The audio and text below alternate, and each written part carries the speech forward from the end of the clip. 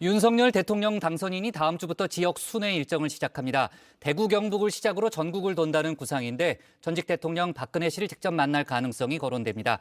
민주당에선 이재명 고문 조기 등판론이 나오고 있는데요. 6일 지방선거와 동시에 치러지는 국회의원 재보궐선거에 나서야 한다는 주장들이죠. 관련 소식을 신혜원 체커가 정리했습니다. 네, 가정회의 시작을 알리는 코너 뉴스픽5 시작해보겠습니다.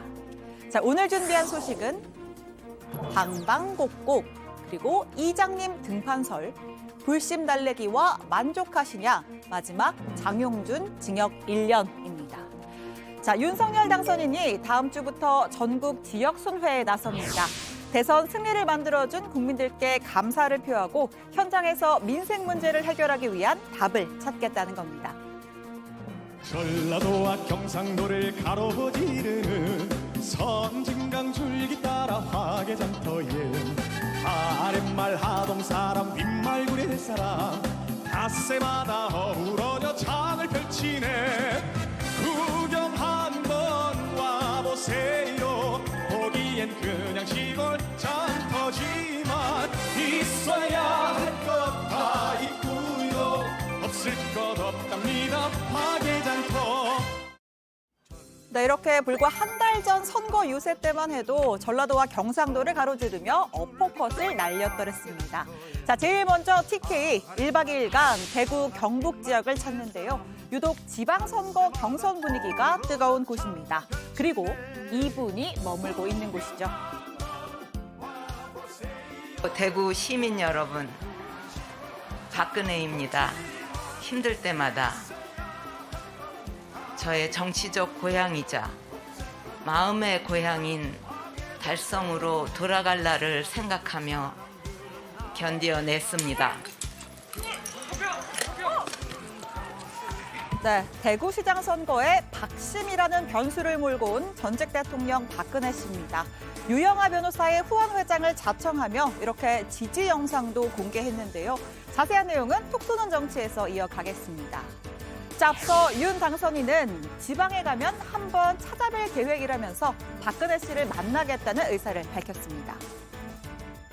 씨한테 건강이 이렇게 회복돼서 참 다행이고 사저로 가셨다고 해도 또 건강이 어떠신지 좀 살펴가지고 괜찮으시다면은 박근혜 전 대통령 예방 일정이 조율이 되고 있는지 그 부분도 검토를 당연히 하고 있지만요. 확 결정된 바는 전혀 없고요.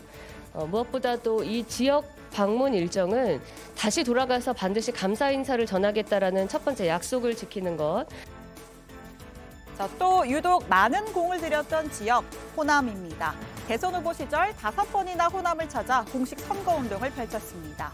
앞선 대선 홍준표 당시 자유한국당 후보가 광주를 딱 한 차례 방문한 것과는 대조적입니다.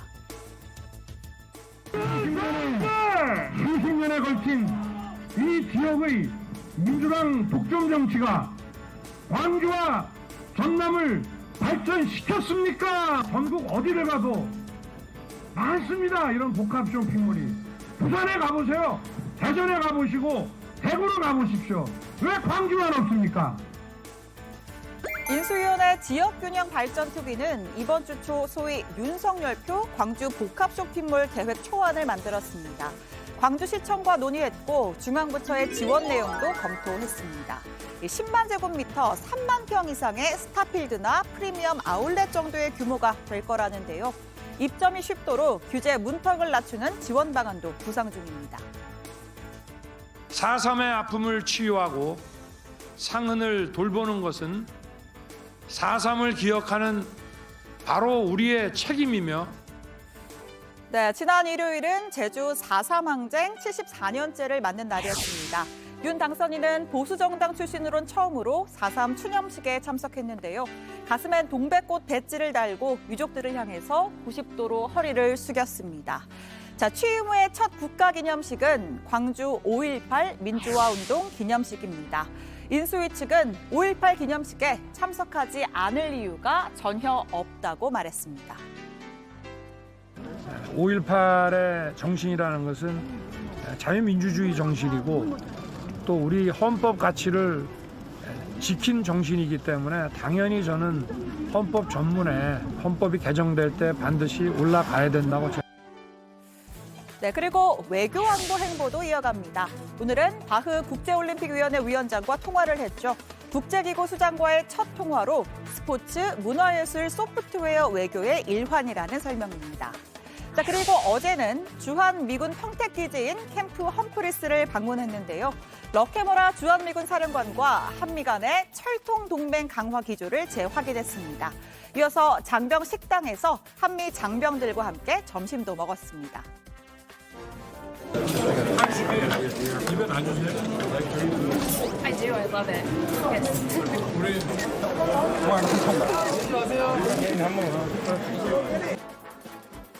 네, 두 번째 픽으로 가보겠습니다. 이장님 등판설입니다. 네, 전직 더불어민주당의 대선 후보이자 현 상임고문 그리고 이장직을 겸직하고 있죠. 6일 지방선거를 앞두고 이장님 조기 등판설이 나옵니다. 온라인 팬카페 제명인의 마을에 이장한다잖아라는 제목의 글을 남기며 지지자들과 소통을 했습니다. 거부할 수가 없잖아라면서 너무 감사하잖아라고 밝혔습니다. 네, 지금 뭐 박마커가 귀여운 척하려고 자나 그러는 건 아니죠? 제가 좀 워낙 평소에 귀여운 캐릭터다 보니까 그렇게 오해하실 수도 있는데 그런 건 아니고요. 네, 그런 오해는 단언코 1도 하지 않았습니다. 자, 이 고문의 팬카페 제명인의 마을에서는 개딸, 양아들과 친근감을 보이기 위해서 이 뭐뭐잖아란 말투를 쓴다고 합니다. 최근 민주당에서는 이 고문이 빨리 나와야 하잖아라는 이야기가 나오는데요. 아주 종이 한 장 차이로 아깝게 패한 이재명 후보에 대해서는 지금 우리 민주당으로서는 또 국민 입장에서 엄청난 자산인 거죠. 그러니까 뭐 보궐선거, 국회의원 선거에 나와라, 뭐 전당대회에 나와라 이런 목소리가 있는 것도 사실이고요. 네.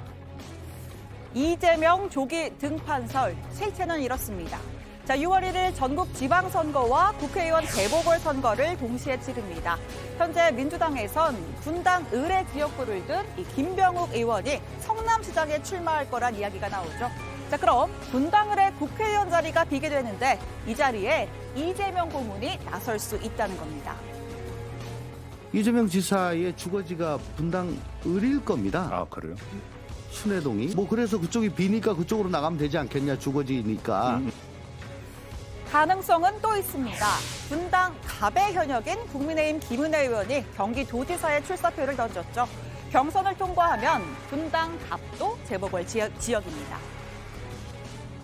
분당 갑을에 전부 다 보궐선거가 열리는 국면도 만들어질 것 같고요. 여기에 이제 이재명 전 후보가 출마하는 뭐 이런 그림들에 대한 이야기. 저희는 그럼 그 후보를 저격하기 위한 투수가 한 명 또 대기하고 있습니다. 투수가 원희룡 투수 아닌가요? 아무도 얘기 안 했습니다.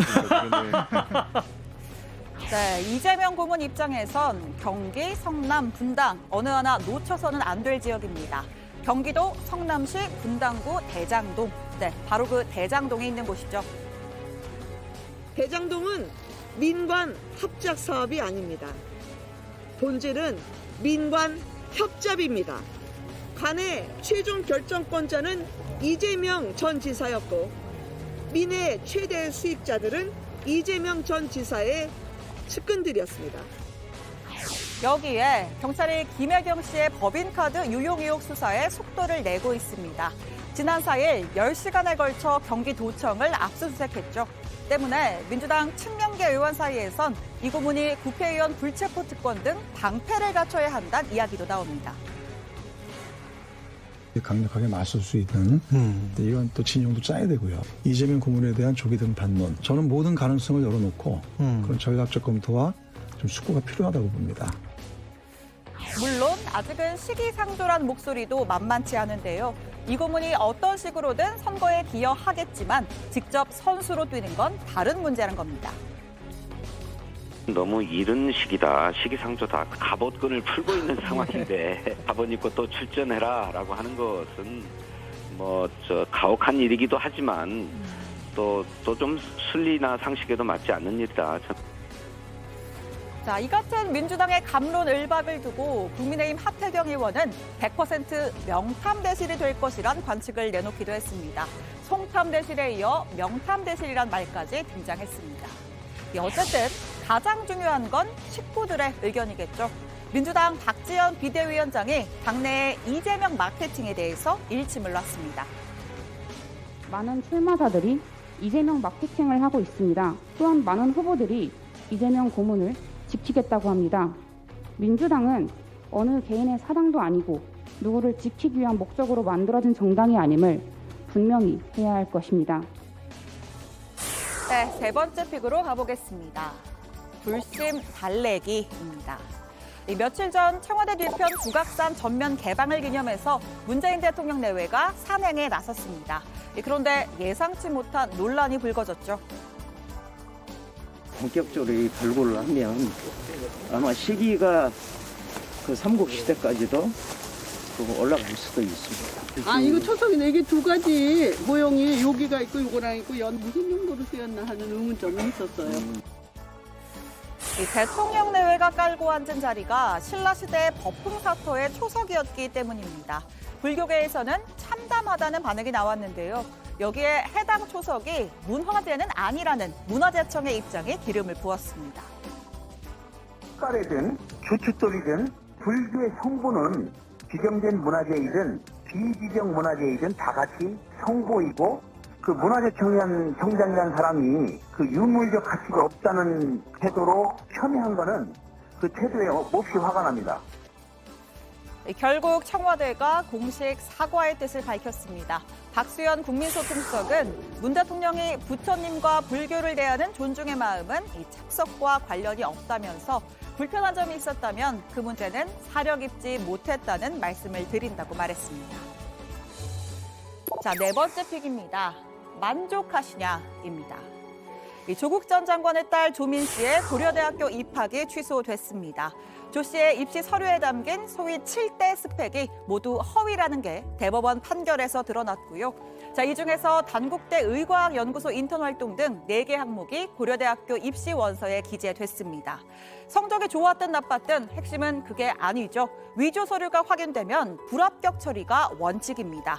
보건복지부도 의사면허 취소 절차에 돌입했습니다. 저는 고졸돼도 상관없다고 생각하고 있습니다. 시험은 다시 치면 되고 30의 의사가 못 되면 40에 되면 된다고 생각합니다.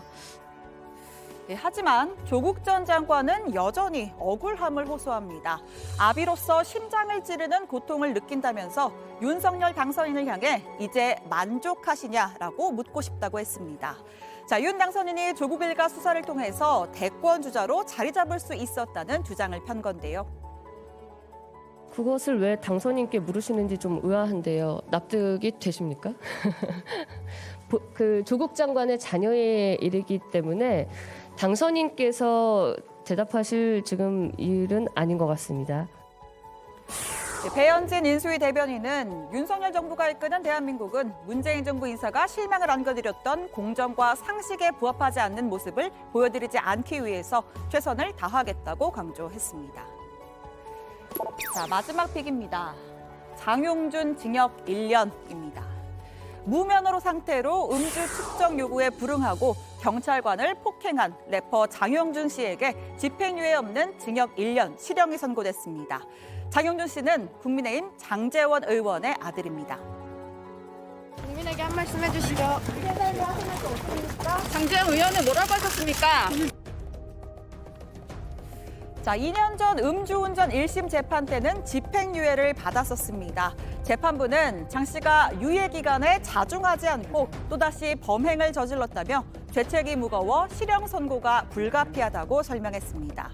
다만 장 씨가 잘못을 인정하고 자성의 취지로 구속영장 심사를 포기해 구금 생활을 한 점, 또 피해 회복을 위해서 노력한 점 등은 참작했다고 밝혔습니다. 자, 금요일의 뉴스픽 여기까지입니다. 들어가서 원픽 꼽아보죠. 뉴스픽 5였습니다.